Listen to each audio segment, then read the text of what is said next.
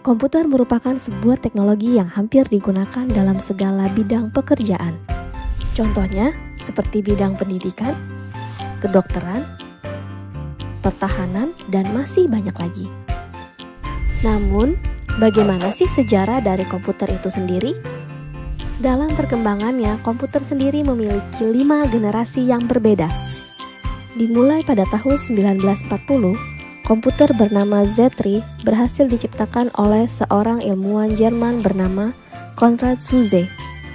Komputer ini digunakan untuk mendesain aerodinamika pesawat tempur Jerman.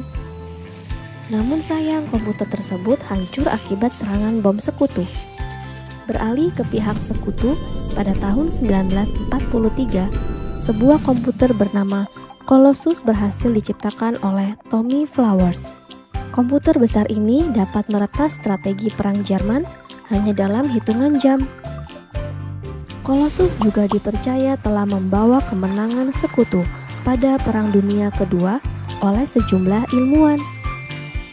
Mulai dari sinilah banyak perusahaan yang akhirnya ikut mengembangkan teknologi komputer.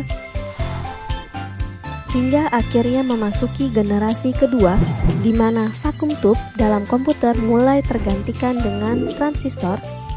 Komputer pertama yang menggunakan teknologi transistor ini bernama Univac Clark, yang difungsikan untuk simulasi hidrodinamika senjata nuklir.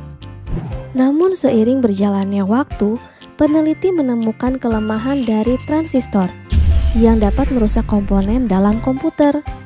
Dan pada generasi ketiga terciptalah semikonduktor sebagai sebuah solusi yang dibuat oleh Robert Noyce. Komputer yang telah mengaplikasikan komponen ini disebut juga sebagai mini komputer, karena ukurannya yang jauh lebih kecil dibandingkan komputer generasi sebelumnya.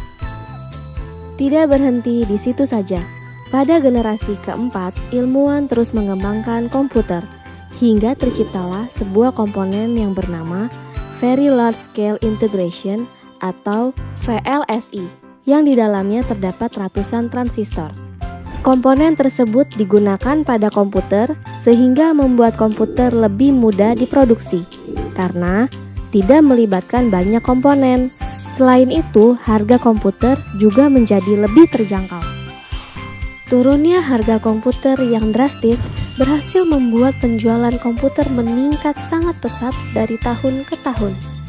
Hingga akhirnya pada tahun 1983, majalah Time menobatkan komputer sebagai sebuah hal yang paling berpengaruh pada masa itu.